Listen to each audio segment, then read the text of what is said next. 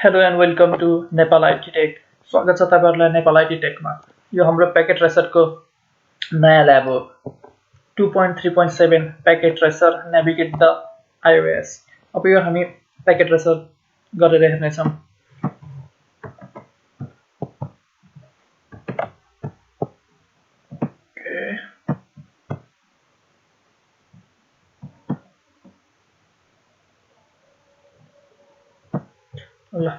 Packet tracer navigate the iOS objectives.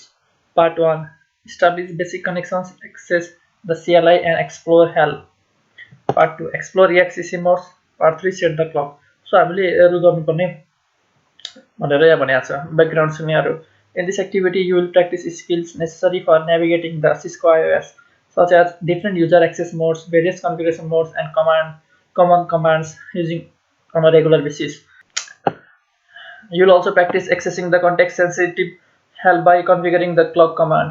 ल यो भयो ब्याकग्राउन्ड सिन हेर्नुस्। अब हामी इन्स्ट्रक्सनबाट सुरु गर्नेछौं। यहाँ जे भन्छ त्यतै गर्दै जानेछौं यो ल्याबको लागि।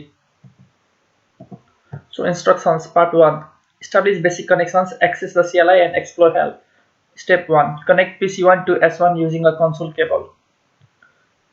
So स्विचलाई अलिकति यता ल्याम, पीसीलाई यता ल्याम। So console cable भनेपछि अब हामी केबलमा जाने अनि यो नीलो रङको भनेको कन्सोल केबल हो। यहाँ जुन मुनि लेखिरहेको छ कन्सोल भनेर। सो भनेको छ PC1 देखि S1 मा जोड्नु पर्ने छ है। So click the connections icon, the one that looks like a lightning bulb in the lower left corner of the packet tracer window. Select the light blue console cable by clicking it. The mouse pointer will change to what appears to be connected with the cable, dangling it. Click PC1, a window displays an option for an RS232 connection. Connect the cable to RS232 port. अनि त्यसपछि drag the other end of the console connection to the S1 switch and click the switch to access the connection list. And select the console port to complete the connection. So भन्नु खोजेको हाम्रो के हो भने यसमा click गरेर हामीले यहाँ कन्सोल केबलमा क्लिक गर्ने, त्यो गरिसकेपछि PC1 मा RS232 लेखेकोमा कनेक्ट गर्ने अनि स्विचमा ल्याएर कन्सोल लेखेकोमा क्लिक गर्ने भनेको छ। सो हाम्रो स्टेप 1 सकियो। अर्को छ हाम्रो step 2 establish a terminal session with S1. And click PC1 and then select the desktop tab. So PC1 मा क्लिक गर्ने, त्यसपछि डेस्कटप ट्याबमा क्लिक गर्ने। अर्को भनेको click the terminal application icon, verify that the port configuration default settings are correct. So अब हामी टर्मिनलमा जाने अनि हामीले यो कन्फिगरेसनहरु करेक्ट छ छैन भनेर हेर्ने भनेको छ, तर अहिले करेक्ट नै छ। What is the settings for beats per second? So हाम्रो beats per second यहाँ छ जुन 9600 छ, यही नै हुनु पर्ने हो अहिले। अनि अर्को छ the screen that appears may have several messages displayed. Somewhere on the screen there should be a press return to get started message. Press enter. What is the problem display on the screen? So यसमा गरिसकेपछि okay गर भनेको छ अनि okay गर भनेपछि press return to get started भनेर आयो। त्यसमा हामीले इन्टर गर्नुपर्ने छ अनि त्यसपछि what is the problem display on the screen भनेपछि हाम्रो S1 अनि ग्रेटर देन साइन आइपुग्यो। यो भनेको युजर EXEC मोड भयो। अर्को छ step 3 explore the iOS help. The iOS can provide help for commands depending on the level accessed. The prompt currently displays is called user EXEC and the device is waiting for a command. The most basic form of help is to type a question mark at the prompt to display a list of commands. So के भनेको छ भने question mark type गरेर हेर भनेको छ। अनि त्यसपछि which command begins with the letter C रे। So यसलाई हामी question mark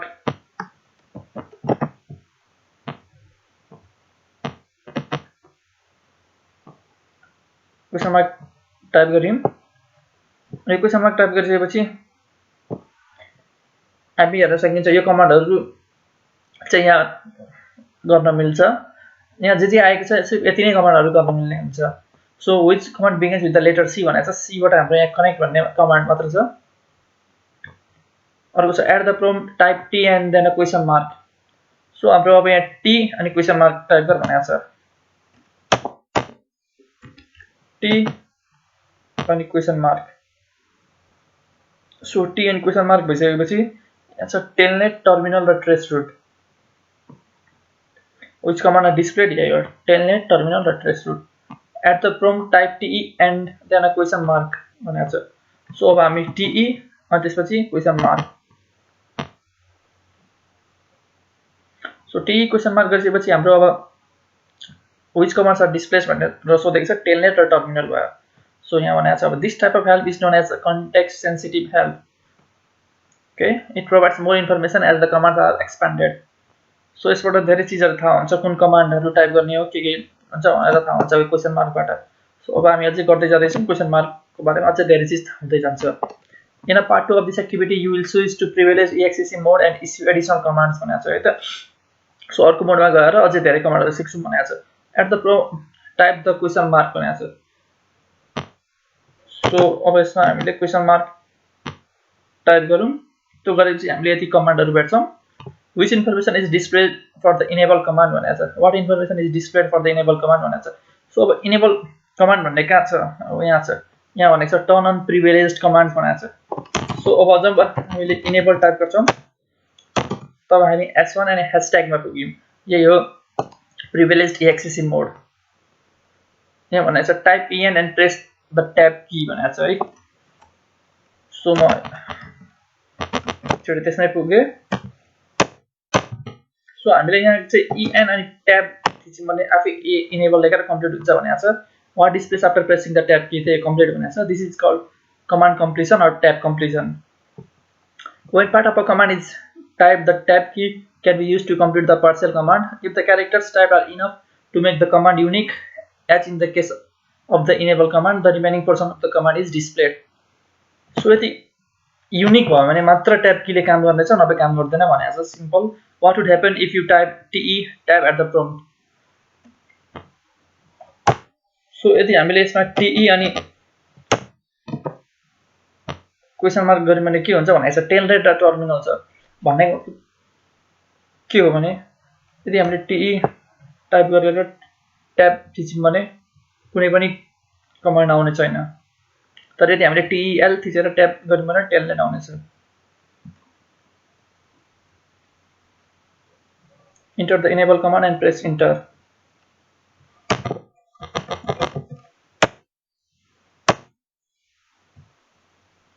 So prompt change भएछ हाम्रो privileged EXEC mode मा. अब यसमा क्वेशन मार्क टाइप गर भनेको छ फेरि. So क्वेशन मार्क टाइप गरिसकेपछि हेर्न सक्छौं कि यसबाट हामीले धेरै कमान्डहरु टाइप गर्न सक्छौं. धेरै कमान्डहरु रन गर्न सक्छौं. यहाँ भनेको छ one command start with the letter C in user EXEC mode भनेको छ. So C बाट स्टार्ट भएको भनेको clear, clock, configure, connect, copy हरु भयो. How many commands are displayed now that privileged EXEC mode is active? And you could type C question mark to list the commands beginning with C. So हामीले C type गरेर question mark type गर्यौं भने C बाट आउने कमान्डहरु सबै यहाँ छ. जस्तै 1 2 3 4 5 वटा कमान्ड छ, यिनीहरु मात्र. So अर्को भनेको छ enter global configuration mode. When in privileged EXEC mode, one of the commands starting with the letter C is configure. Type either the full command or enough of the command to make it unique. Press the tab key to issue the command and press enter. S1 configure.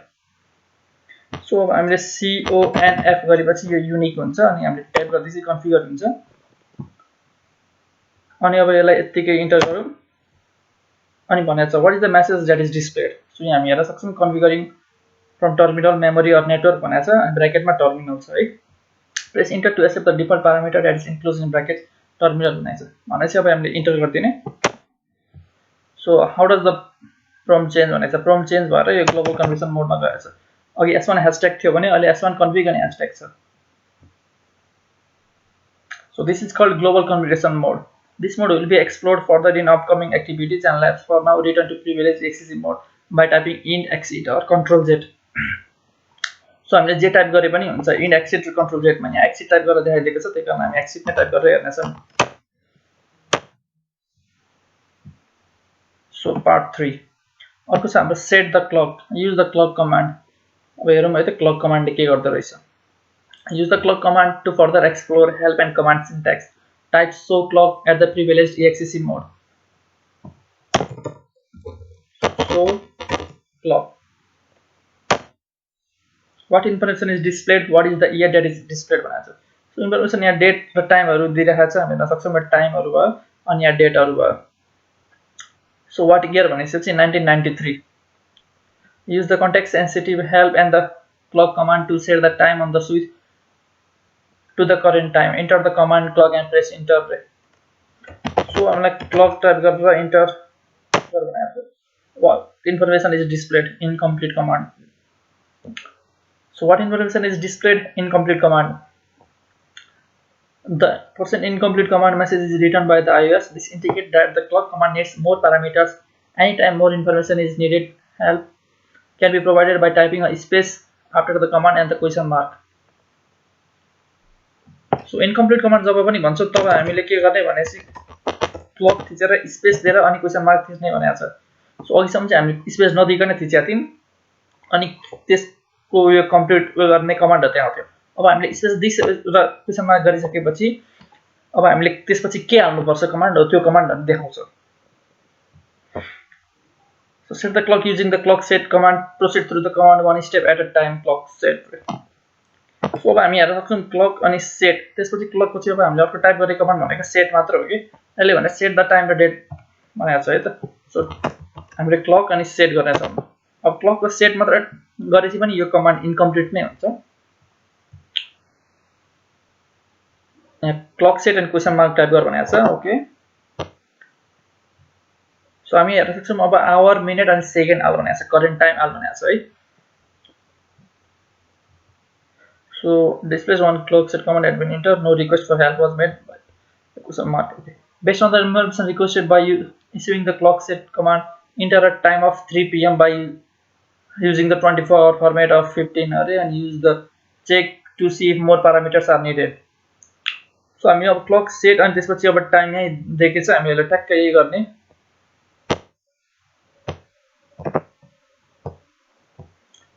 So हामीले यो type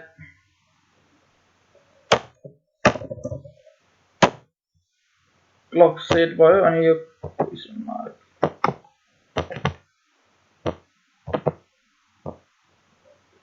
okay. Clock set अनि यो question mark जब गर्यौं अनि output returns more information रे भनेपछि अझै पनि हामीले जब इन्टर दिन्छौं इन्कम्प्लिट कमान्ड भनेर आउँछ. अब हामीले अर्को हाल्नु छ मन्थ अफ द इयर भनेर छ. Attempt to set the date यति भनेपछि 1 महिना 31 गते 2035 साल हाल्नु पर्ने रहेछ using the format requested. It may be necessary to request additional help using context sensitivity help to complete the process. When finished, issue the show clock command to display the clock setting. The resulting command output should display as 0. So सबसे सुरुमा अब हामीले यो date हाल्नु पर्ने छ. त्यसपछि show clock गरेर हेर्नु पर्ने छ. सो हामीले हाल्नु भनेको छ मन्थ. सो अहिले कुन मन्थ हो त भन्दाखेरि मन्थ भन्दा अगाडि यहाँ डेट हाल भनेको छ. सबसे सुरुमा day of the month. So हामीलाई 31 हाल भनेको कारणले गर्दा हामी 31 हाल्ने छौं अनि त्यसपछि स्पेस दिएर मन्थ हाल्ने छौं. मन्थ भनेको जनवरी भयो JAN अनि त्यसपछि डेट भनेको 2035 भयो. सो अब हामीले इन्टर गर्दियौं. अब यो कमान्ड सेट भयो. अब यो भइसकेपछि अब हामीले सो क्लक गरेर हामीले टाइम हेर्न सक्छौं. अघि 1993 थियो भने अहिले 2035 भयो. अहिले क्लक चेन्ज भयो. Okay, if you were not successful, try the following commands भनेको छ. ओके. हामीले गरिसकिहाल्यौं. अब हामीले यो कमान्ड टाइप गर्नु पर्दैन किनभने यही कमान्ड अघि हामीले टाइप गरेका थियौं. एक्सप्लोर एडिशनल कमान्ड मेसेजेस भनेको छ. The iOS provides various outputs for incorrect or incomplete commands. Continue to use the clock command to explore additional messages that may be encountered as you learn to use the iOS भनेको छ. Issue the following command and record the messages. So अब हामीलाई CL अनि tab press गर भनेको छ. CL अनि हामीले ट्याब प्रेस गर्यौं. What information was written. यो CL को CL नै जस्तोको त्यस्तै आयो त किनभने CL बाट युनिक क्यारेक्टर छैन. यदि हामीले CL अनि क्वेशन मार्क टाइप गर्यौं भने हामीले हेर्न सक्छौं कि यसबाट दुईवटा कमान्ड छ क्लियर र क्लक. त्यही भएर यो युनिक कमान्ड भएन. So what information was written भनेको छ. अर्को भनेको छ S1 अब क्लक टाइप गर भनेको छ. सो अब हामीले क्लक टाइप गर्यौं अनि इन्टर गर्यौं. इन्कम्प्लिट कमान्ड भनेको छ. भनेपछि अझै क्लकबाट जब हामीले क्लक अनि क्वेशन मार्क टाइप गर्छौं हामीले अझै इन्फर्मेसन दिनुपर्ने हुन्छ यहाँ. So what information was written भनेको छ. अनि त्यही हो इन्कम्प्लिट कमान्ड भयो यो. अर्को भनेको छ क्लक सेट अनि यो डेट हाल भनेको छ ओके हालौँ क्लक सेट ल अब यो क्लक टु सेट यो हालिसक्छौँ अनि हामी हाल्न सक्छौँ इनपुट डिटेक्टेड एज यो मार्कर भनेको छ भनेपछि अब यो टाइम यहाँ गल्ती भएछ भनेर देखाइरहेको छ किनभने अब अफकोर्स 25 आवर हुँदैन त्यही कारण गल्ती भएको छ भनेर देखाइरहेको छ अब छ व्हाट इन्फर्मेसन वाज रिटर्न यही भयो इनभ्यालिड इनपुट अरु के भनेको छ नि क्लक सेट अनि अब यति हाल भनेको छ अब हैन 3 बजेको हाल भनेको छ अनि 32 गते हाल भनेको छ अब यो हालेर हेरौँ के हुन्छ